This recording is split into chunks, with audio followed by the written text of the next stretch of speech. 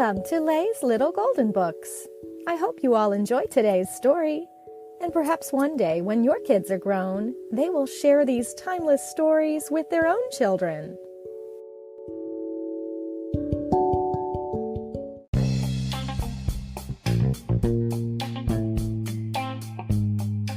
Nickelodeon, Teenage Mutant Ninja Turtles, Frog Fight, adapted by Mary Tilworth, based on the teleplay The Croaking by Kevin Burke and Chris Wyatt, illustrated by Steve Lamb, a little golden book.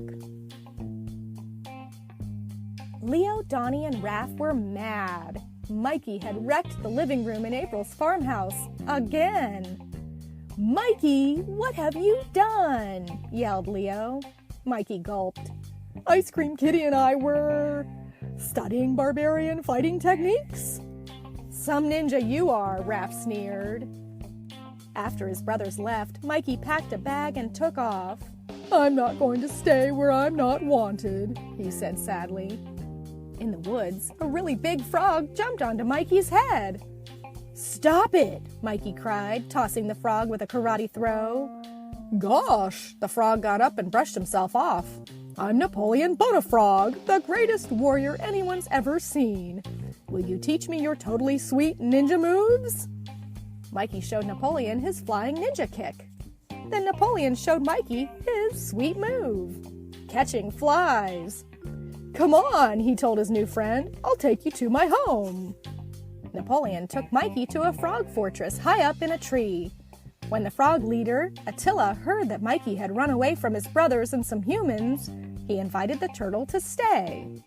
Humans had driven Attila and his frogs from their home. The Frog King thought Mikey had also lost his home to humans.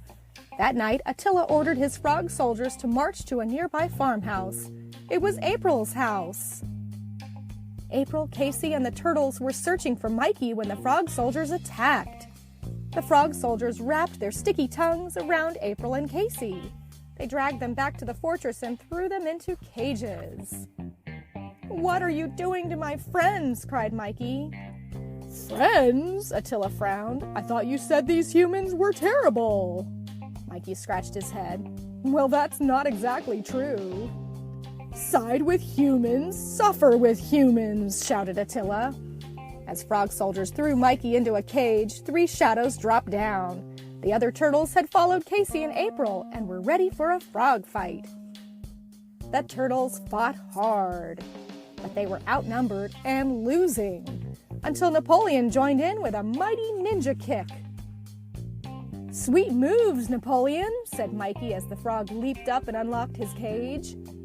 "I learned them from the second best ninja ever," Napoleon replied with a grin. Mikey freed April and Casey as a burning branch fell onto the fortress. "We must totally flee," Napoleon cried. "Follow me." "No, stand and fight against the humans," shouted Attila. Casey had to prove that humans weren't all bad, and fast. "Don't take this the wrong way, buddy," he said as he whacked the Frog King over the head. Casey and April carried Attila safely away from the burning fortress. "Humans saved me?" Attila marveled when he woke. April nodded. "Not all humans are bad, and I'd like to believe that not all mutant frogs are bad either." "Perhaps there's a world where frogs, turtles, and revolting humans can live together in harmony," said Attila. Attila told the frog soldiers to line up behind their new general, Napoleon. "You showed wisdom with these turtles and humans," Attila told Napoleon proudly. "Where are you going to go?" Mikey asked Napoleon. "South. We'll find a new home there." Napoleon hopped to the front of the frog army. "Goodbye, Mikey." "There goes one brave frog," Mikey sighed.